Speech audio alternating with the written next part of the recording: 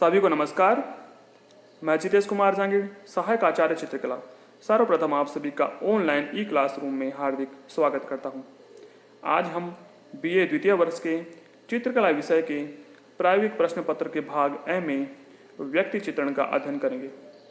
जैसा कि मैंने पूर्व के भाग में आप सभी को बताया था कि व्यक्ति चित्रण के अध्ययन में सम्मुख आकृति का अध्ययन करते समय उसको कितनी ताल में विभाजित किया गया है, उसका प्रपोर्शन क्या होना चाहिए, उसी प्रकार से आज हम व्यक्ति चित्रण के अध्ययन में पार्श्व आकृति का अध्ययन करेंगे। तो चलिए शुरुआत करते हैं व्यक्ति चित्रण में पार्श्व आकृति का अध्ययन। जैसा कि आपके सामने एक चित्र प्रस्तुत है, यह चित्र जो पार्श्व आकृति में है और यह 7.5 ताल में विभाजित किया गया है। ताल के बारे में मैंने आपको पूर्व में अवगत करा दिया था कि एक ताल को सिर की एक इकाई के रूप में माना गया है। सिर एक ताल के बराबर होता है। इस प्रकार से जैसा कि आप इस चित्र में देख रहे हो, मैं आपको बताने जा रहा हूं किस प्रकार से आपको इसको विभाजित करना है। एक ताल में अपना सिर का ऊपरी हिस्सा प्रारंभ से लेकर के और ठोड़ी तक का भाग समाहित है। यहाँ तक एक ताल पूर्ण होता है, जहाँ कान के नीचे से जहाँ गर्दन वाला भाग एक बीच तक का भाग पूर्ण होता है और गर्दन के बीच वाले भाग से और ठुड्डी के अंत वाले भाग से अपने चेस्ट तक दूसरी ताल पूर्ण होती है। यह दूसरी ताल अपनी भुजाएं जहाँ से प्रारंभ होती है उसके नीचे से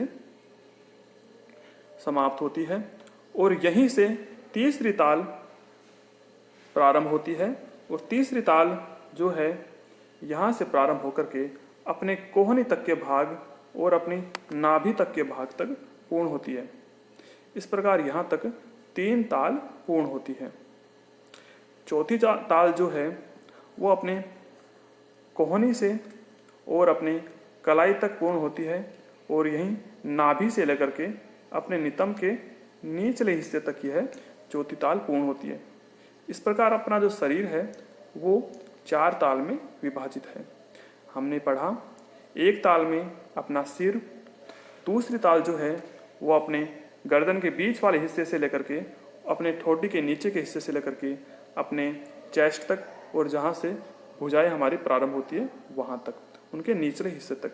इसी प्रकार से तीसरी ताल जो है वो अपने चेस्ट से लेकर के अपनी कोहनी तक समाप्त होती है, जहाँ पर नाभि वाला हिस्सा है वहाँ तक। और चौथी ताल जो है नाभि वाले हिस्से से लेकर के और अपने नितंब जहाँ समाप्त होते हैं और जहाँ कलाई वाला भाग है वहाँ तक ये ताल समाप्त होती है। अब नीचे के शरीर की बात करेंगे। नीचे के शरीर में 5वीं ताल वो अपने कलाई से प्रारंभ होती है और अपने अंगुली के जो मेन पॉइंट्स है वहाँ तक यह पूर्ण होती है और यह घुटनों के ऊपरी हिस्से तक यह ताल समाप्त होती है।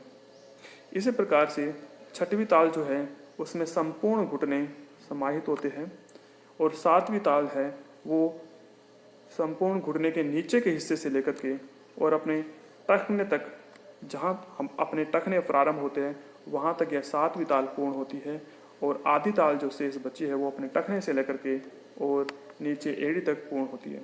इस प्रकार अपना ये शरीर जो है, जो पार्श्व आकृति है, ये 7.5 ताल में विभाजित है। अब हम बैठी हुई पार्श्व आकृति का अध्ययन करेंगे। जैसा कि आप चित्र में देख रहे हो, यह जो आकृति है वो पार्श्व आकृति है और बैठी हुई मुद्रा में है।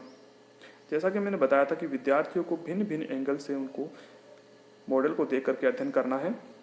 इसी प्रकार से इस आकृति में आप देख रहे हो, जो शरीर मैंने बताया था आपको, मुख्य रूप से जो अपने ऊपर वाला भाग है वो 4 ताल में विभाजित है और इसमें जो सिर है वो 1 ताल तक है। 1 ताल में ठोडी वाला भाग समाहित होता है। दूसरा ताल जैसे मैंने बताया था आपको, जहाँ से भुजाई प्रारंभ होती है। तीसरा नाभि और कमर के ऊपरी हिस्से और चौथा जो है वो नितंब तक अपना पूर्ण होता है। तो यहाँ तक 4 ताल होने के बाद जैसे कि यहाँ चौथी ताल समाप्त होती है। अब बची जो ताल है वो 3.5 ताल। मैंने बताया था एक ताल यहाँ पूर्ण होती है, दूसरी यहाँ और तीसरी यहाँ और बची हुई आधी ताल वो यहाँ तक पूर्ण होती है। इस प्रकार से शेष जो ताल है वो 3.5 ताल वो अपने घुटनों के ऊपरी हिस्से तक समाप्त होती है। फिर अगली जो ताल है 6वीं ताल वो अपने घुटने के निचले हिस्से तक अर्थात उसमें संपूर्ण घुटने समाहित होते हैं। 7वीं ताल जो है वो अपने टखनों से पहले समाप्त होती है और जो आधी ताल है वो अपने टखने से लेकर के एड़ी तक समाप्त होती है। इस प्रकार से अपना जो शरीर है वो 7.5 ताल में विभाजित किया हुआ है और आप सभी को इसी पैटर्न के आधार पे आकृति का निर्माण करना है, चाहे वह समूह आकृति हो या फिर चाहे वह पार्श्व आकृति हो। यहाँ पर आप सभी देखते हैं कि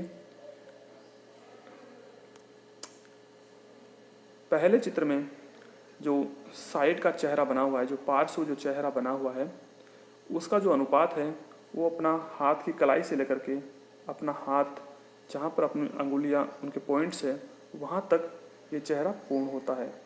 जो साइड वाला फेस है उसका आप इस प्रकार से अध्ययन कर सकते हैं, अनुपात ले सकते हैं।